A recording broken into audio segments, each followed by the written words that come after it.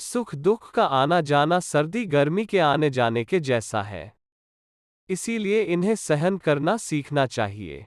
जिसने गलत इच्छाओं और लालच को त्याग दिया है, सिर्फ उसे शांति मिल सकती है। इस सृष्टि में कोई भी इच्छाओं से मुक्त नहीं हो सकता, लेकिन बुरी इच्छाओं को छोड़ जरूर सकते हैं। इस नीति का सरल अर्थ यह है कि हमारे जीवन में सुख दुख आते जाते रहते हैं। इनके विषय में परेशान नहीं होना चाहिए।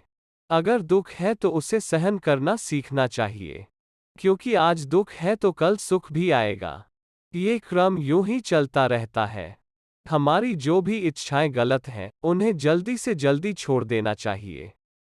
दूसरों की संपत्ति को देखकर मन में लालच नहीं आना चाहिए। लालच और गलत इच्छाएं व्यक्ति का मन अशांत कर देती हैं। कहते हैं कि मनुष्य सुख में प्रसन्न होता है जबकि दुख में रोता है। ऐसी स्थिति में जन्म के समय शिशु के रुदन को क्या कहेंगे? निश्चित ही उसे सुख नहीं कहा जाएगा, क्योंकि सुख या प्रसन्नता में आंखों का नम होना तो स्वाभाविक है। मगर इस प्रकार का क्रंदन नहीं। माता के गर्भ से बाहर आने के बाद उसे लगता है वो एक अनजानी जगह आ गया है और उसे यह संसार सुरक्षित नहीं लगता। इसीलिए वो रोता है और जब माता उसे सीने से लगा लेती है तो उसे विश्वास हो जाता है कि वो सुरक्षित है। वस्तुतः सुख दुख जीवन के दो पक्ष हैं। शायद ही कोई मनुष्य ऐसा हो जिसने जीवन में कभी दुख का अनुभव न किया हो।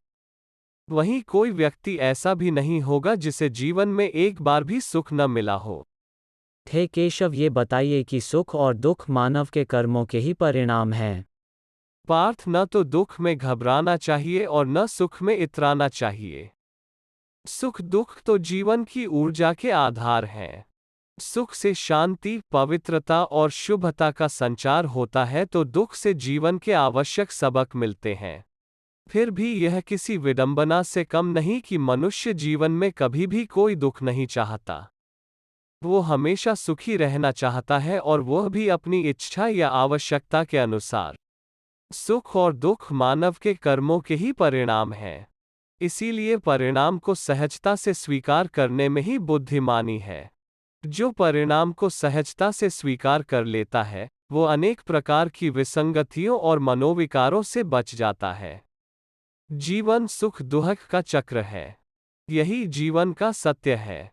अनुकूल समय में हमें इस पर विचार करने की आवश्यकता नहीं होती। जब कभी हमारे समक्ष विपरीत परिस्थितियां आती हैं तो हम किंकर्तव्य विमूढ़ हो जाते हैं। उसके लिए हम स्वयं ही जिम्मेदार हैं। हमारे कर्मों और व्यवहार की वजह से ही परिस्थितियां निर्मित होती हैं।